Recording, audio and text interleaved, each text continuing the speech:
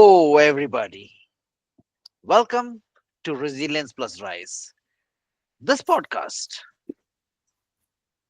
is where we transform adversities into triumphs, illuminate the extraordinary potential within all of us. Mhm. I'm your host, Thomas Scaria, a resilience coach, an ultra marathoner, and a firm believer in your next powerful chapter, or it could be the chapter that's taking place. This podcast is a companion to my upcoming book, Resilience Plus Rise Nice. 26.2 Transformative Miles to Unleash a Marathon of Life Mindset, coming out Feb March of this year. Here we amplify the stories of hope, perseverance, and success to inspire your journey. For me Interesting. to say that today I'm honored would be a small way to say it, but I have got Zai Miztiq, often called as a walking, talking miracle. She's a global speaker, an author, a life coach. Zai is on a mission to inspire humans, leaders, organizations to cultivate resilience. Yes, we talk the same language, compassion, and sustainable success. Her story is that I won't go deep into it. In 2005, she had a life changing accident. We will talk about it during our podcast. But among the key achievements she has got is that she has been nominated, no, sorry, she has been awarded as an iconic woman for creating a better world for all in the Women Economic Forum. She is 101 most fabulous global coaching leader. She is a kindness advocate and she's one of the most influential women of 2024. She's a inspiring personality. She's got an inspiring personality award from the Middle East Film Fair. So with this, let me welcome Zai. Zai, Thank you. welcome to the podcast. Thank you, Thomas. Thank you for How are having you me. doing today? Brilliant. I heard you had a cold, but you still said, let me shake it off. And this is where resilience comes to play. I will still rise. Never give up. Yes. Never give Yes. up. Yes. So, uh, thank you so very much for your time and space of being over here. Zai, my one of the first question is that for people who have known you, know about the challenges that you have gone through, or people who have come through your events as a global speaker and an author, have known what you are. But if you could take the listeners in short about your journey from where you were to where you are, over to you. That'll be a 5 hours podcast. Well, we have got 25 minutes, but then you can give the. I mean, I do understand, and you know I what? will There will be share it. time. There will be time. At some point of time, I would want to talk more deep in length with you. But No. at this point of time, Yeah. let's have snapshots. Sure. So basically, hello everyone. My name is Zai. I'm from Singapore. Currently, I'm living in Dubai. I say currently because I travel a lot. I've been to 40 countries. I've been an entrepreneur the last 22 years. As Thomas said, in 2005, met with an accident, fractured, dislocated my spine. Doctor said I will never be able to walk anymore.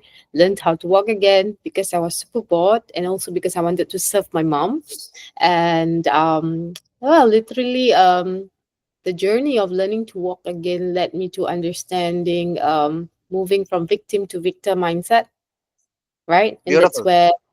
that's where the part of all this thing becomes parts of your coaching and my speaking and sharing to inspire humanity empowerment. And then yeah, what happened? So then 10 years ago, I started stepupjourney.com, and that's where the books happen. I write the first book, Turn Your Passion into Profit, and then Five Things I Love About Being a Woman. And I thought when I write the book, and then why did I write the book? Do you want to know? Sure. Why I wrote my first book, No, but 20. Zai, just a Oh, moment. Before that, sure, yes, talking sure, about the book is wonderful because, as I mentioned, books are my passion also. But sure. the moment that took place about your accident, Accident. Yeah. okay, I don't want to reopen up wounds, but No, it's okay. Yeah. you would have been a point is that you would have just seen your life slipping away. Yeah. Yeah. Yeah. Yeah. Can you just I spend a few minutes on the yeah. thoughts that went when you had the accident?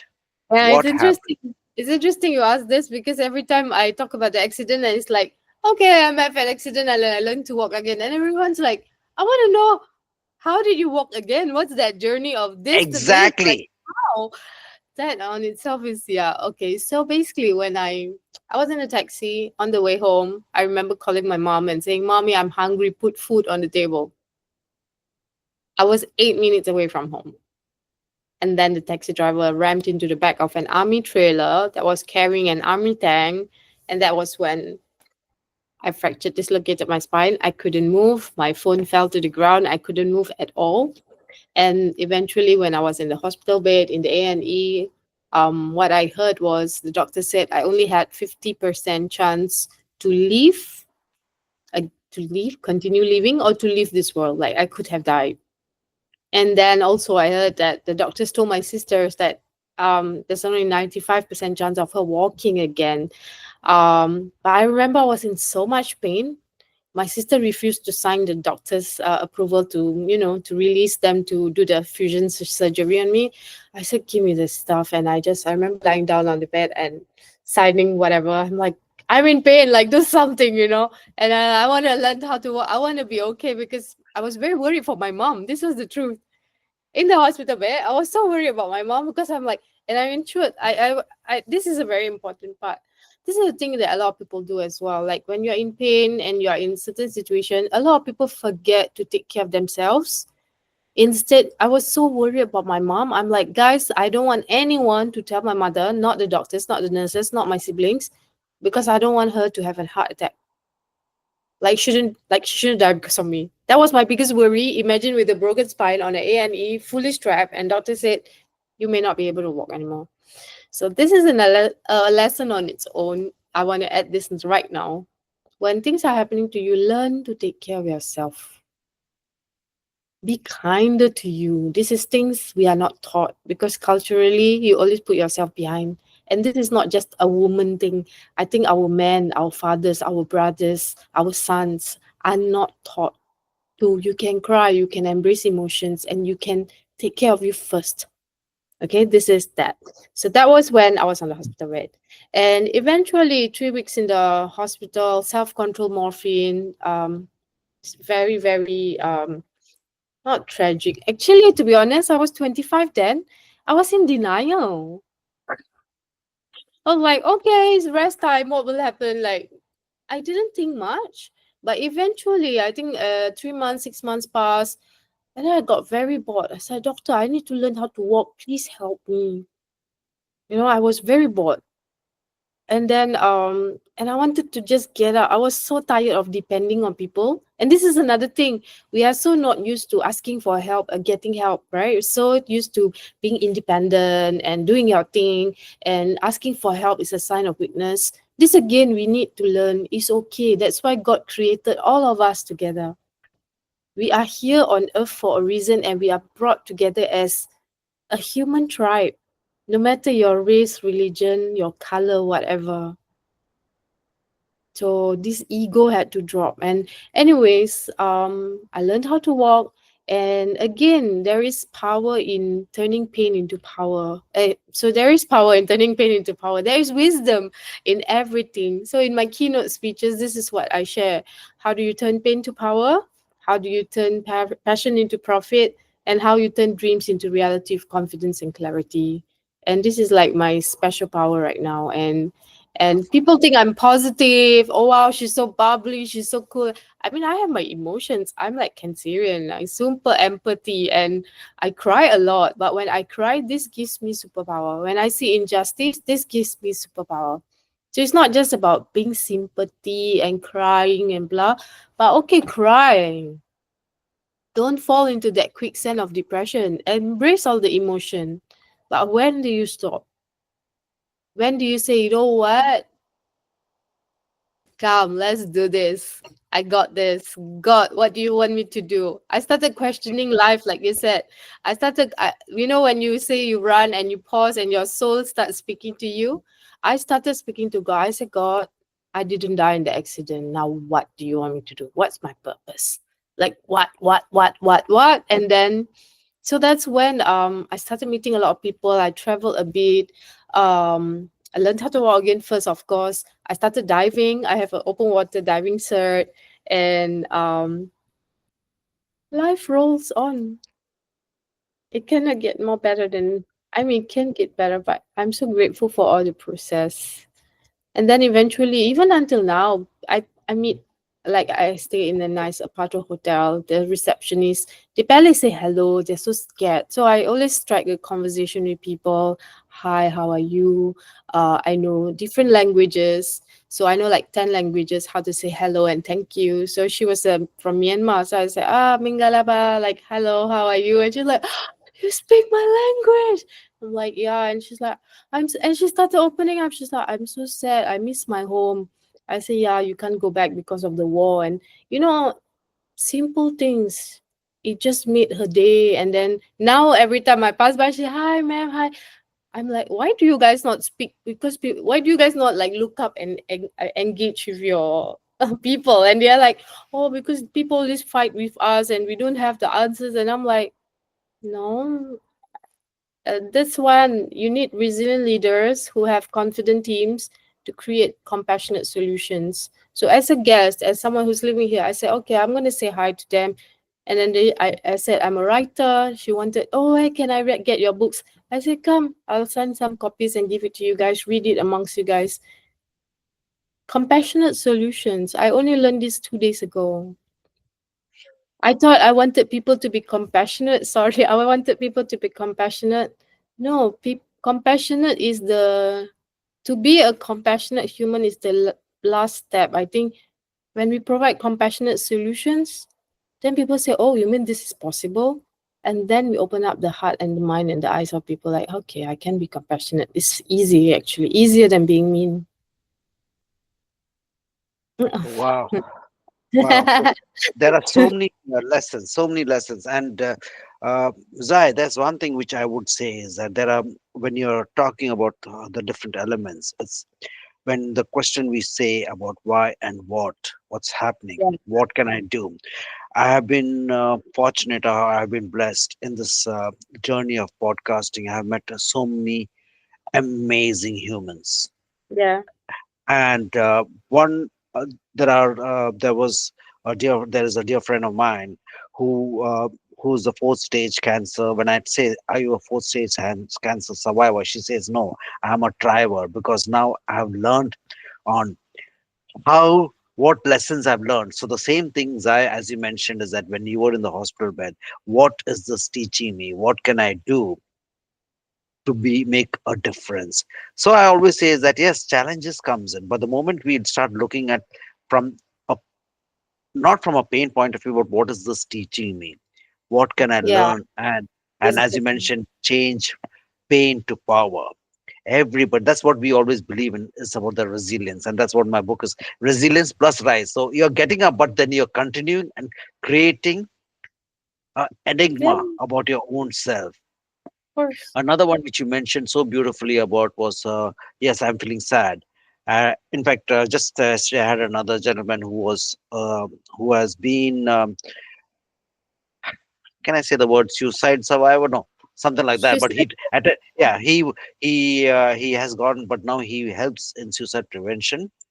And he talks about, you know what, there is depression and there is sadness. Sadness, we know what's why we are sad, and there's depression because we do not know why we are feeling depressed. And that's when, Mhm. once we realize that particular element. And but here, one of the most important element what you just mentioned in this thing, my takeaway was about being compassionate, empathy, what we talk about.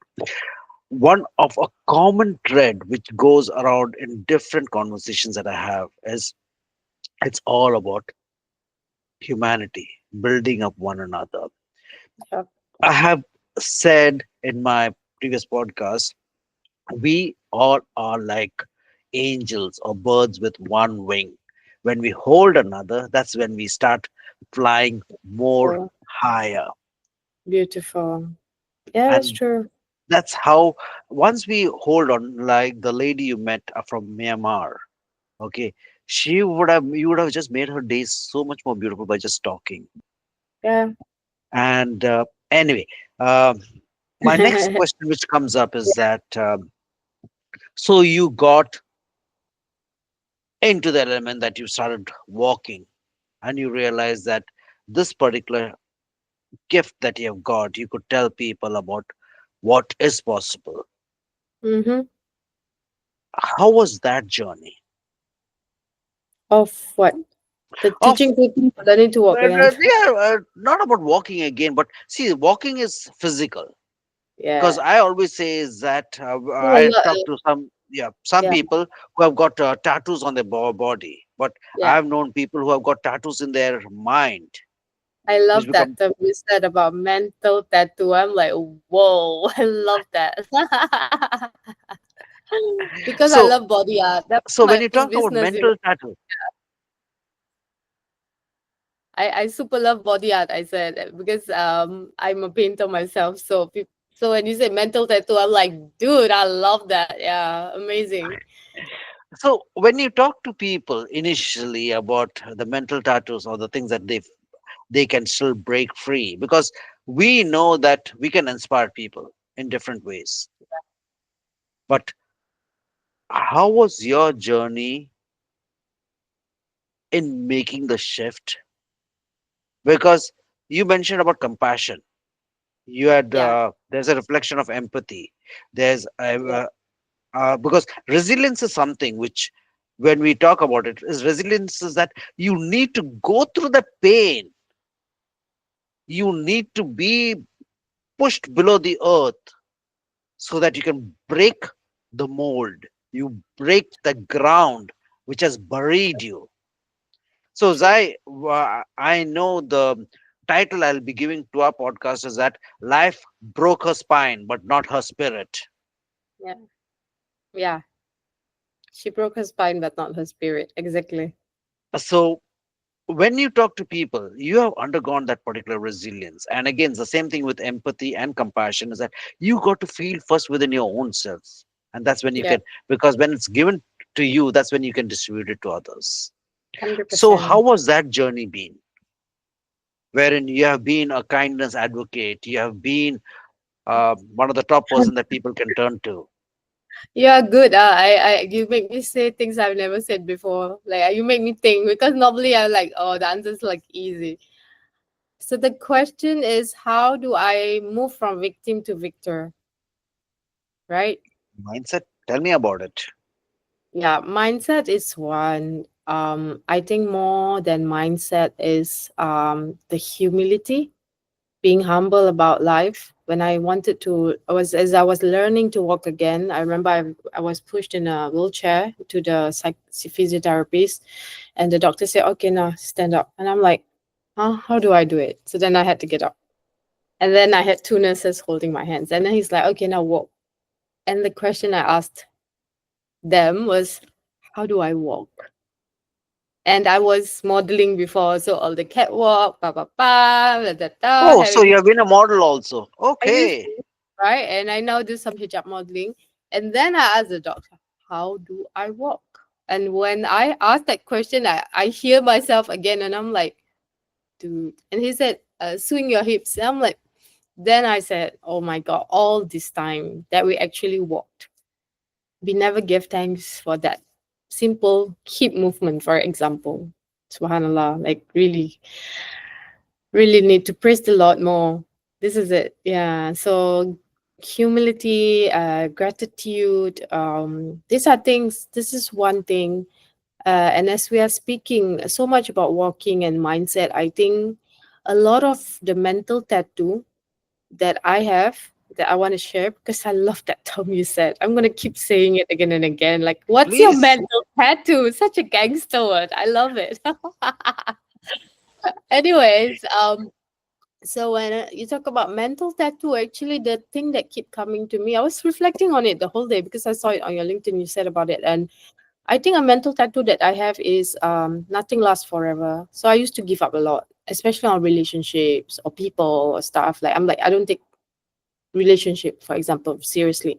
So that is one. Mental tattoo is blaming our parents. Oh, I wish my father was around more. I wish I had a proper father figure. I wish my mom. No, there's so many blame culture, right? Blame because of shame, guilt, blah blah blah. So one thing I would love to share the audience, even to remind ourselves, our parents did what they could to the best of their ability. Yes. To the best. I mean, they didn't have all this technology, internet, this opportunity. For you are in Canada, I'm Singaporean living in Dubai. Our time difference like 12 hours, but all this our parents didn't have it. How many? Not just the young ones. I think the 50s, 60s, 70s. How much are we willing to embrace that, accept that, forgive our parents, forgive our younger self, our inner child, for still holding on to that, oh, I wish I had more, and all this, and just let go and embrace the gifts. Embrace the fact that, okay, you're my physical parent. Thank you. Because of you, I get to see the sun and the moon. But to give thanks for all our spiritual teachers, our journey of life, our process. How do we reset our life? We can restart every day. How many of us are Yes. willing to embrace that mental tattoo, forgive, be kind to ourselves, be kind to others, and restart life? Because technically we only have one life, but we can live a different life every single day. So Yes. a lot of the problems of when we talk about resilience leadership, a lot of people relate that to being strong, being confident. But I always say this: you need to be strong, you need to be soulful, and you need to be successful. And I said this 10 years ago when I started out, but today is about authenticity, right? I mean, how I'm speaking to you now, and we are complete strangers. We don't even know each other. Like, we still don't know each other. Actually, very interesting. Zai. Okay, it's very rude, but I will say over here, there What? are no strangers, only friends we have not met. Oh, I love that again. You are so wise. Yeah. Right. Friends we haven't met. Yeah, exactly. Right. And friends we've lost along the way, because that is part of a chapter. And how much of that are we willing to let go? It can be a sibling, it can be a niece, it can be a family, anyone. But today is actually my mom's birthday.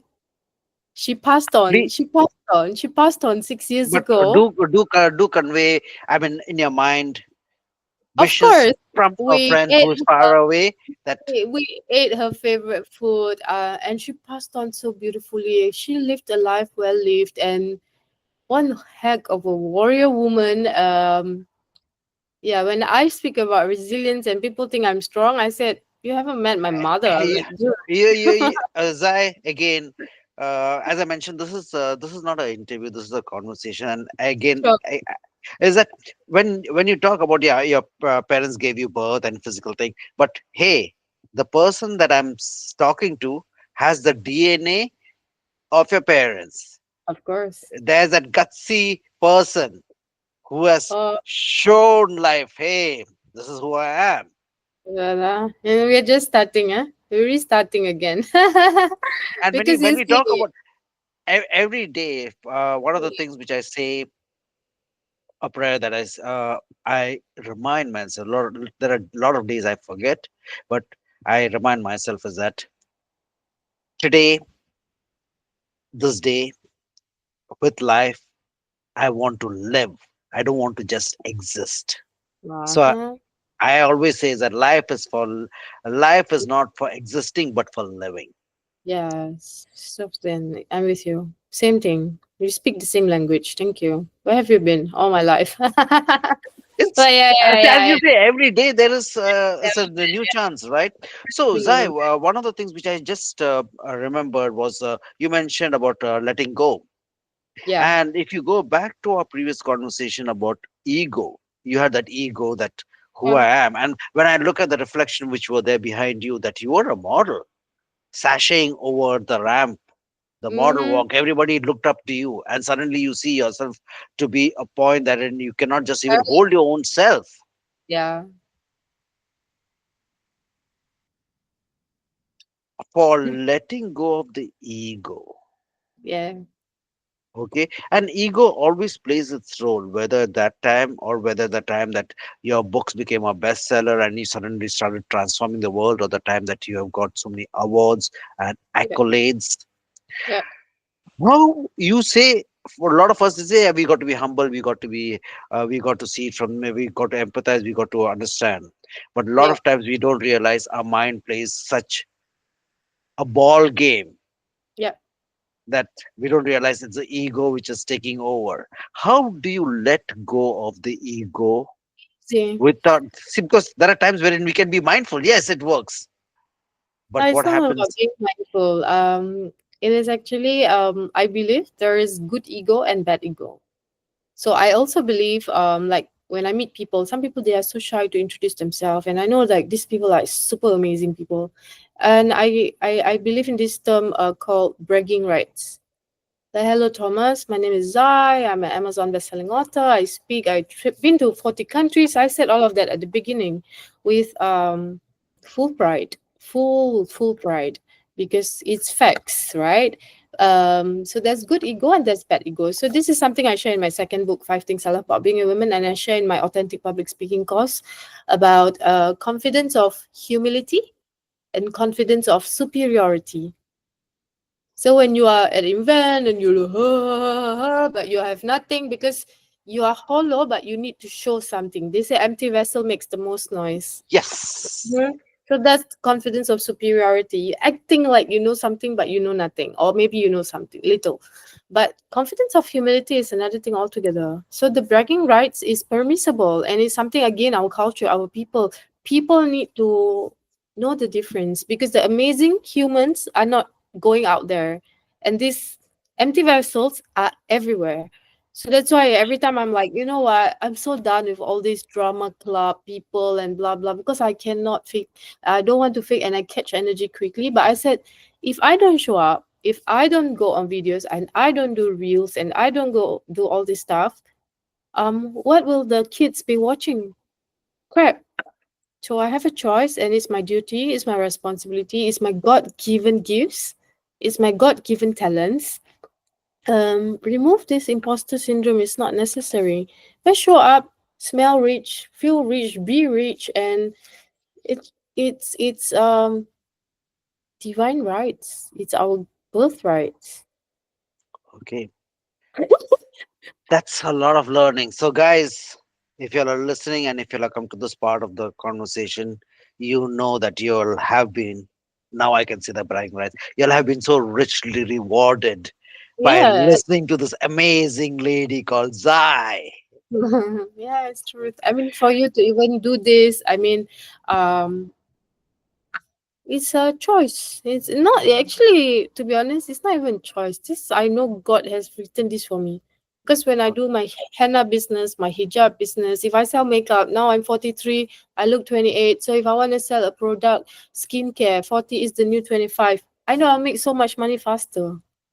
Which I will start. I want to do a skincare program because so many young girls are so dependent on makeup and everybody looks like Kim Kardashian. And I'm like, halas, we don't need this in the world.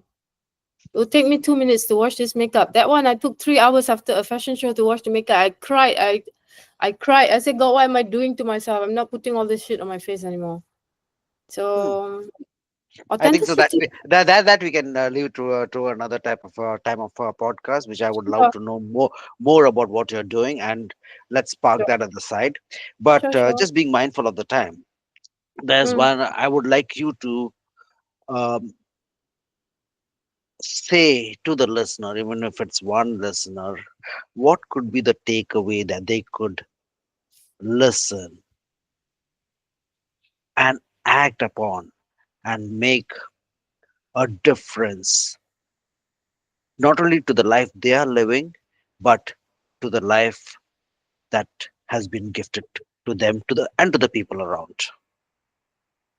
Follow your heart because your heart knows very well. Take action with your head and your limbs. Yeah, take action. A lot of people think too much or they try to do so much, but they don't listen to it. So everything has to align. And another thing, go learn breathing. Last week I was on a 4 days breathing, learning how to breathe again. So work inside out. Yeah, listen to your heart. And our heart always never fail us.